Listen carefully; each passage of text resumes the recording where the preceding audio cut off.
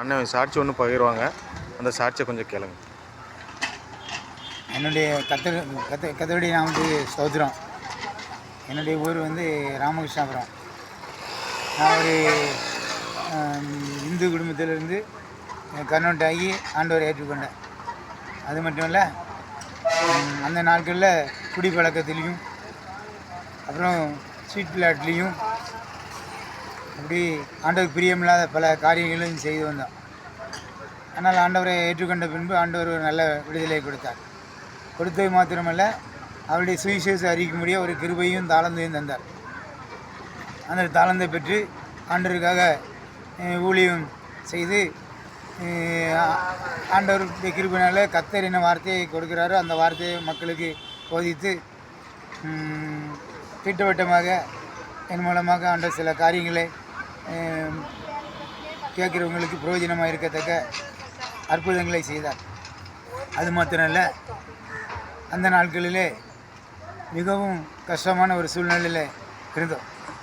எங்கள் வீடு ஒரு ஓலைப்புறையான வீடு.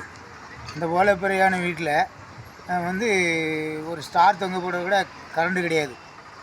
அப்படி உள்ள சூழ்நிலை. அப்போ எனக்குள்ள ஒரு ஆசை வந்தது, செவரில் ஸ்டார் படம் வரைஞ்சா நல்லா இருக்குமான்னு சொல்லி பென்சில் வச்சு ஸ்டார் போட்டு சப்பா இந்த வீட்டுக்கும் வாங்கன்னு சொல்லி அப்படி என்ன செஞ்சேன், ஸ்டார் போட்டிருந்தேன்.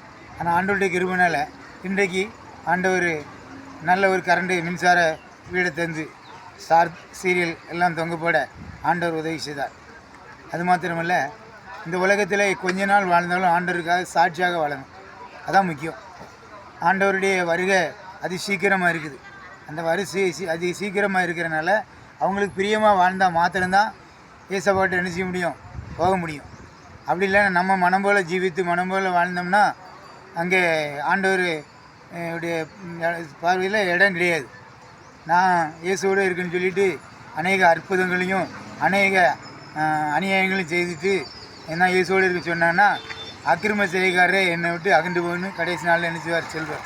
அதனால் இவ்வளோ தான் ஆண்டவர் நம்மளுக்கு கிருபை தந்தாலும் அவருடைய பலத்த கரத்தில் தாழ்த்தி நம்ம சமூகத்தில் ஒப்பு கொடுத்து ஒவ்வொரு நாளும் நம்ம தாழ்த்தி அவரை மகிமைப்படுத்தி வாழ்ந்து அவருடைய வருகை தாமதமானால் அவருடைய வருகை மட்டும் என்ன செய்யணும், நம்ம வருகையில் பங்கு பெறணும்.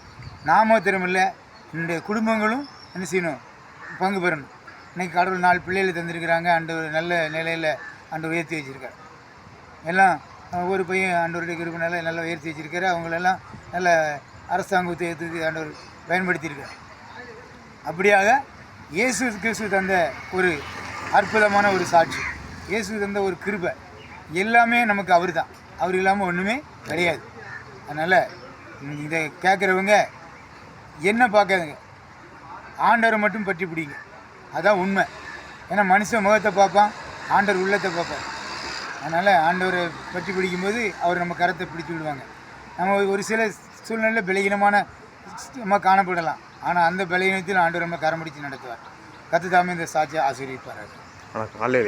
ஆண்டவர் அண்ணனுக்கு செய்த அற்புதத்தை உங்களுக்கு செய்வார். ஆமென்.